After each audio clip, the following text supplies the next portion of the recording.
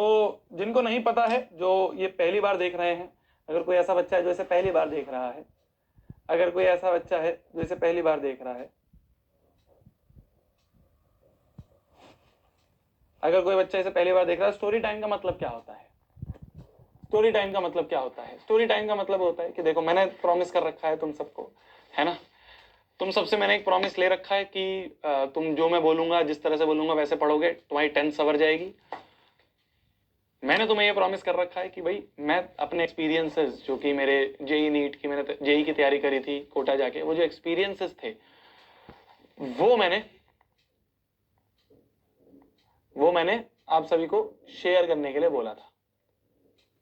ठीक है, देखो बताता हूं। हाँ, क्या लिख रहे हो तुम चैट पे? यस भैया, यस भैया, लिया जाए भैया। अच्छा, स्टोरी टाइम के बारे में बोल रहे हो, तो ध्यान से सुनना। क्या हुआ, जैसे ही मैं क्लास 10th के बाद कोटा गया, ठीक है, तो जिनको नहीं पता है कोटा के बारे में, कोटा एक तरह का पूरा एजुकेशन हब है जेई और नीट की तैयारी के लिए। तो मैं 10th के बाद वहाँ पे चला गया था, ठीक है, वहाँ पे जाके मैं अपने जेई की तैयारी करने कोचिंग में एंटर करा था। तो क्या हुआ कि शुरू शुरू में जो हमारे मैथ्स के टीचर थे, वो क्या करते थे ना, बहुत तेज पढ़ाते थे। हमें ऐसा लगता था कि वो बहुत तेज पढ़ा रहे हैं। जैसे मान लो कोई एक इक्वेशन है, ठीक है, मान लो कोई इक्वेशन है कि एक्स स्क्वायर, देखना ध्यान से, मान लो कोई इक्वेशन है कि x square minus 2x plus 3 minus 4 minus x cube, ठीक है, कोई एक ऐसी इक्वेशन है। तो हम क्या करते हैं, हम इसको, तुम्हें जब पढ़ा रहा होता हूँ मैं तुम्हें, तो तुम्हें ऐसे स्टेप बाय स्टेप बताता हूँ तुम्हें कि भाई ये माइनस एक्स क्यूब को पहले लिख दो जिससे अच्छा सा लगे, एक्स स्क्वायर को फिर लिख दिया plus x square, minus 2x को फिर लिख दिया माइनस 2x, और 3 माइनस 4 जो है, ये 3 माइनस 4 को लिख दिया माइनस 1, ठीक है, इस तरह से लिख दिया। फिर उसके बाद हम इसको सॉल्व करते हैं, अगर डिवीजन है या कुछ है तो इस तरह से करते हैं, है ना। और मान लो अगर इसके रूट्स निकालने तो हम इसके रूट्स निकाल लेते हैं, माइनस एक्स क्यूब करके फिर इसके रूट्स निकाल लें। मतलब मैं तुम्हें बस ये बताना चाह रहा हूँ कि वो स्टेप्स क्या होता था ना, वो स्टेप्स खा जाते थे। वो जो टीचर होते थे वो हमारे स्टेप्स को खा जाते थे। एक और एग्जांपल लेता हूँ, इस एग्जांपल में तुम्हें समझ नहीं आया होगा। जैसे मान लो लिखा हुआ है, जैसे मान लो लिखा हुआ है x square minus 3x plus 4 minus 3, ठीक है। तो मैं तुम्हें क्या बताऊंगा कि इसमें क्या करो कि पहले तो अंदर ब्रैकेट के अंदर सॉल्व कर दो, तो माइनस 3x प्लस 1 लिखोगे, फिर इस माइनस को अंदर ले जाओ तो x square minus 3x minus 1 हो गया। इस तरह से बताते हैं ना, इस तरह से बताते हैं। जस्ट एक आसान एग्जांपल बता रहा हूँ, क्वेश्चन बहुत मुश्किल मुश्किल होते थे, अभी मेरे को कोई क्वेश्चन आ नहीं रहा दिमाग में। तो वो टीचर क्या करता था, जैसे इस स्टेप को खा गया, डायरेक्टली यहां से यहां लिख दिया। ये मैं एक बहुत आसान लिख रहा हूं, तुम कहोगे भैया क्या है, ठीक है ये भी तो आसान ही है, पर जो भी बड़े बड़े क्वेश्चंस होते थे ना, उसमें चीजों को स्किप कर देते थे वो, कि भाई बीच का एक स्टेप जो है वो नहीं लिखा, डायरेक्ट इसके बाद ये लिख दिया। तो हम तो भाई step by step spoon feed करके आने वाले बच्चे थे, तो हम सब ऑब्जेक्शन होने लग गई कि सर आप ये क्या कर रहे हो। हमने जाके कंप्लेंट कर दी कि ये टीचर जो है बहुत फास्ट पढ़ाता है और इस फास्ट पढ़ाने के चक्कर में हमें समझ में नहीं आता है। तो भैया अगली बार से टीचर जब हमारे आए तो उन्होंने बोला कि ठीक है यार, मैं तुम्हें स्टेप बाय स्टेप बता दूंगा। तो फिर उन्होंने कहा देखो बेटा, फिर एक्स स्क्वायर होता है, माइनस को फिर यहाँ ब्रैकेट के लिए 3x प्लस माइनस प्लस होगा, प्लस 1 होगा। तो जब उन्होंने ऐसे स्टेप बाय स्टेप करके बताने लग गए तो हमें वो टीचर अच्छे लगने लग गए।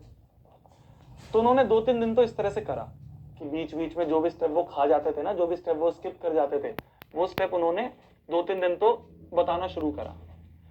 फिर उसके बाद एक दिन उन्होंने क्लास में बताया कि देखो यार, मैं बता दूंगा, मेरे को कोई दिक्कत नहीं है, मैं बता दूंगा, मेरे को कोई दिक्कत नहीं है, मैं तुम्हारे को बिल्कुल ऐसे स्टेप बाय स्टेप ऐसे स्पून फीड करके समझा दूंगा, मेरा कोई नुकसान नहीं है इसमें, नुकसान तुम्हारा है।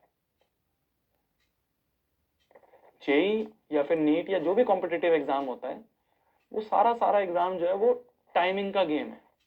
जितनी जल्दी तुम इतने सारे क्वेश्चन कर पाओगे और सही कर पाओगे, तुम उतना ज्यादा स्कोर लेके आ पाओगे, है ना। कंपटीशन का मतलब क्या होता है? कंपटीशन का मतलब ये होता है कि लाखों बच्चे बैठे हैं, उनमें से कुछ चुनिंदा बच्चे जो है वो सेलेक्ट करने हैं, बाकियों को रिजेक्ट करना है।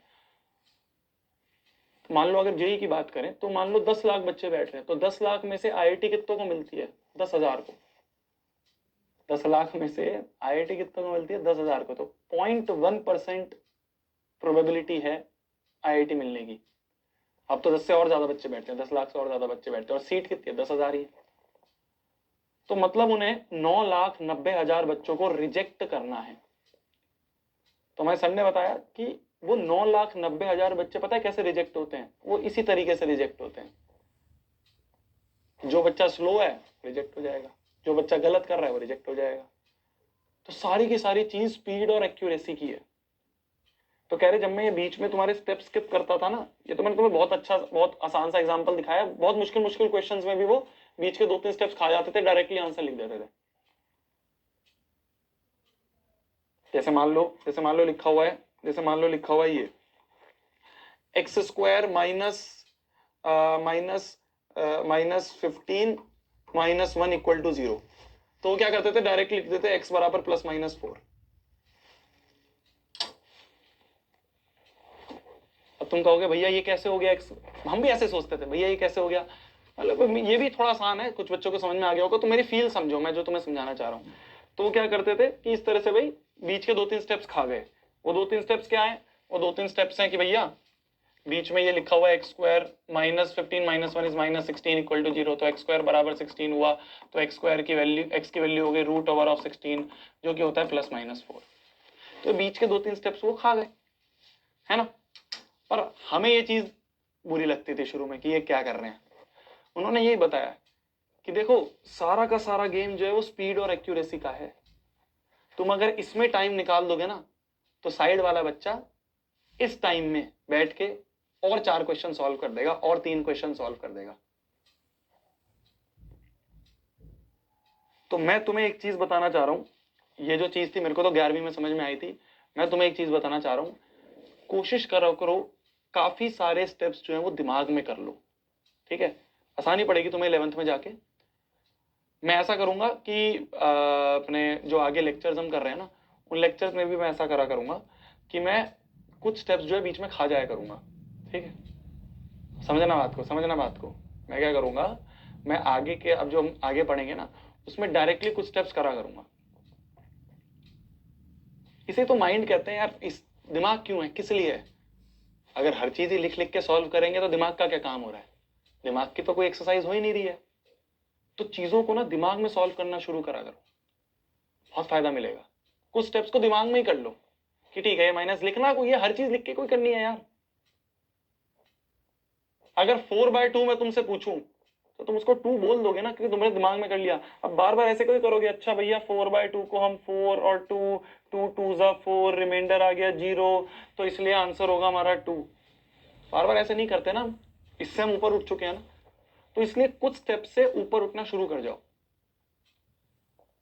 कुछ कैलकुलेशन दिमाग में करना शुरू कर दो, काम आएगी काफी।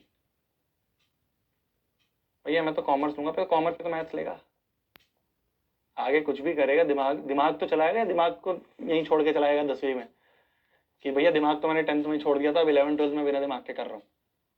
दिमाग तो जब भी लगाया करेगा, कोई भी सब्जेक्ट कर रहा है।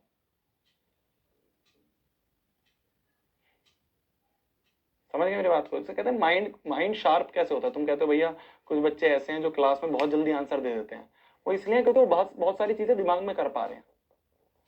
तो फिर हमें ये समझ में आया कि हाँ यार, ये टीचर हमारे नुकसान की बात नहीं कर रहा था, हमारे फायदे के लिए करता था। तो शुरू में हमें बुरा लगता था कि क्या बीच में स्टेप खा गया।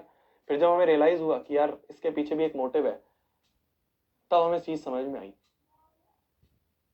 तो हम बहुत सारी चीजें जो है, तुम देखते होगे ना कि तुम्हारे टीचर जो है बहुत सारी चीजें दिमाग में कर लेते हैं। वो इसलिए कर लेते हैं क्योंकि वो उस तरह से ट्रेन हो गए हैं। तो हर चीज को स्टेप बाय स्टेप करना, हर चीज को ऐसे स्पून फीड करके एक एक चीज को लिखना, ये जरूरी नहीं है। कुछ चीज दिमाग में करके सॉल्व कर लो। समझे मेरी बात को? समझे मेरी बात को? यही खत्म होता है आज का स्टोरी टाइम। ज्यादा टाइम नहीं लूंगा क्योंकि मेरे को